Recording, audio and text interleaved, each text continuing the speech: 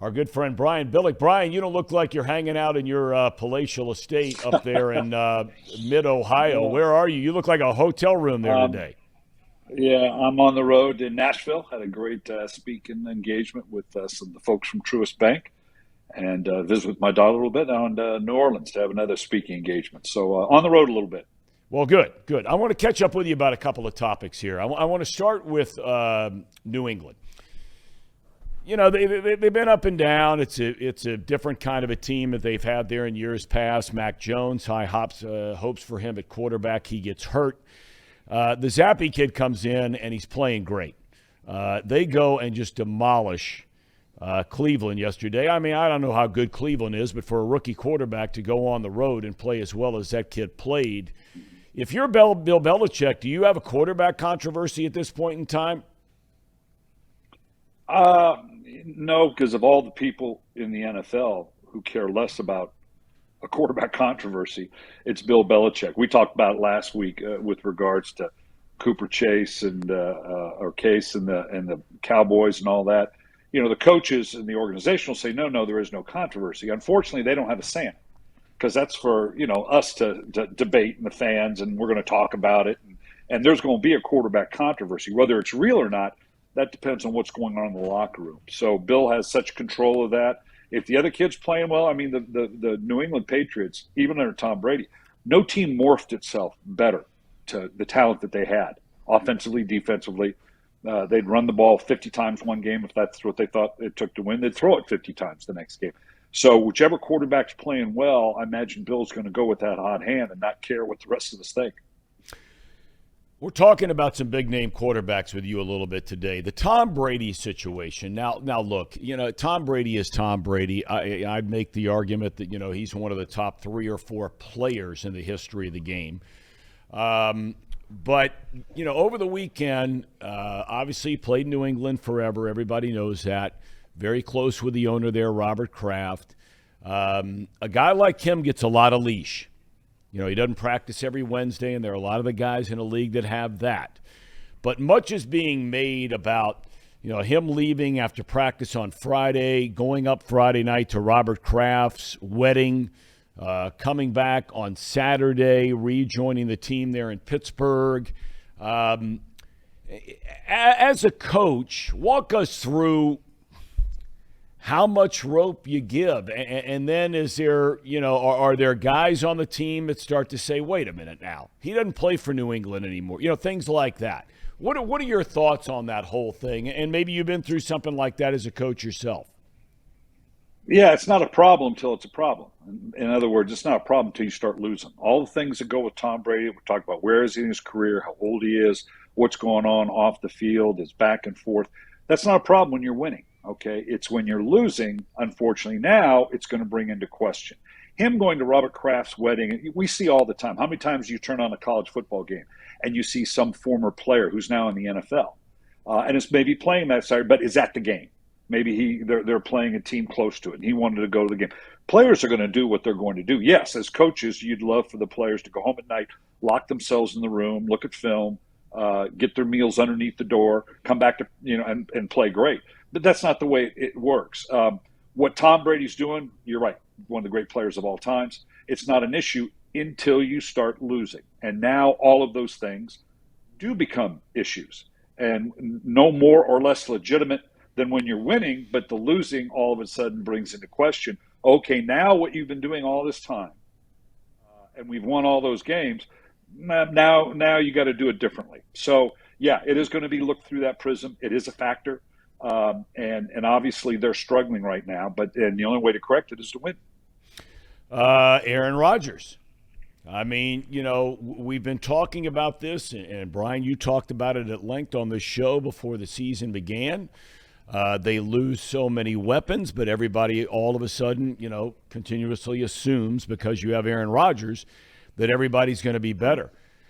Brian, I got to tell you, this does not look like a good offensive team in any form or fashion right now. They got bludgeoned again yesterday, and just don't look like a team that is a contending team. Yeah, and again, when they're talking about Tom Brady, when they're talking about Aaron Rodgers, when we're talking about the great storied, future Hall of Fame quarterbacks, there is an expectation that goes along with it, regardless of what's going on around them. And that's not fair. We've talked about it many times. One of the hardest things to do is evaluate a quarterback separate from what's going on around him, good or bad. The problem with Aaron Rodgers, and you know my love for Aaron Rodgers, I think right now he's the greatest quarterback. If you're talking about just quarterbacking skills, the ability to raise the level around you, I think he's the best quarterback in the NFL. And the touchdown interception ratio is primary among that. Right now, in his state of mind, I'm not saying it's Aaron Rodgers, because you're right, just like Tom Brady, just like we saw in Baltimore, and everybody said, well, you know, Lamar Jackson's not playing well in the fourth quarter. No, that team didn't play well in the fourth quarter. It's not just Aaron Rodgers. Green Bay Packers aren't playing well, and he's going to be the focus of that. In his demeanor now, which is trying to be cool, calm, relax, I'm Aaron Rodgers, we're okay, seems a little detached. You know, I always said, sometimes as a coach, the team needs to see you kick dirt on home plate, right? They need to see that there's that emotion and passion. And that's not there right now, and that's concerning to me. You brought up Lamar Jackson. I might be the only guy on the planet that is not as high on him as everybody else is. I think his skill set is incredibly unique. Certainly his ability to run the ball. I don't think he's a good passing quarterback. I just don't. I don't think his completion percentage is very good. We've seen over the last 2 or 3 weeks where he's had wide open receivers, big plays, especially that Bengals game where he misses 3 times, wide open guys that would have been touchdowns. Am I wrong on that? Or am I an idiot? No, you called me an idiot many times before, so that's okay. Yeah. You're not wrong. You are an idiot, but you're not wrong. Okay. Yes. Lamar, and we've talked about it for a while, Lamar is a unique skill set. He's not going to be able to beat you just from the pocket. We have some quarterbacks running around pretty good. Patrick Mahomes, Josh Allen, who we just saw, spectacular.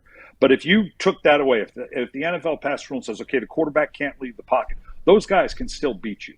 Okay, Deshaun Watson can still beat you from the pocket. Russell Wilson can beat you from the pocket. Lamar Jackson cannot. It has to be the total package, and it's a dynamic package. Also, you have to play good, solid defense with that.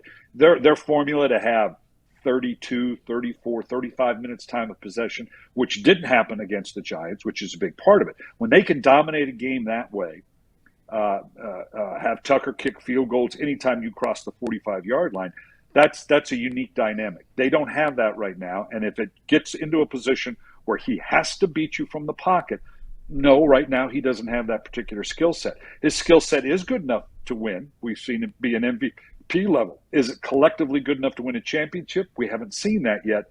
But as a quarterback, mechanics, guy can beat you from the pocket. And I'm still one that believes in order to win a championship, your guy has to be able to win from the pocket. And he's not shown that yet. All right, the last thing I want to ask you about has to do with that very thing. If you're the head coach, and this can be Lamar Jackson if you want to put him in, as a blank in this statement, that's fine, or this question. But I'm asking in general, because I always used to argue all the time when I did baseball games that, when fans start screaming and yelling about making this trade and that trade and all those other kinds of things, that, I always ask the question, are you making those deals because they can give you a chance to win the whole thing? Not get in the playoffs, not maybe win one game in the playoffs, but win the whole thing. Does there come a point in time as a head coach or an owner or a GM where you have a guy like Lamar Jackson, there are others out there, where you say, you know what, we love his skill set, we love some of the things they can do, we love the fact that he can get us to the playoffs, but we just don't know, or no, we don't think he can win the whole thing, therefore we're going to move on. Have you been in that situation, and if so, what do you do? You've got to be very careful, yes, when you're talking about dynamic talent. It's the same conversation you're having about maybe they had when Dak Prescott in the contract. It's, okay, are we, not just in terms of moving on, but are we going to expend those kind of resources? Can this guy win it all? Because ultimately that's how it's going to be judged. So those are dramatic examples. For the most part, when you're talking about moving on or you're trying to acquire someone, if you think you're that one guy away and we're going to make this one blockbuster trade, you're not. You're not that. No, those mistakes are made over and over again.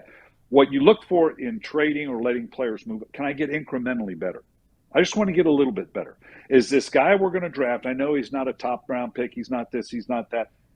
But is it time to play the younger player? Is he a little bit better? I just want to get incrementally better. Because if you're going to swing for the fences and think, okay, this is going to be a dramatic change, it typically is not. And I don't think the organization, I think they fully believe in Lamar Jackson. There again, I think they can win a championship with Lamar Jackson.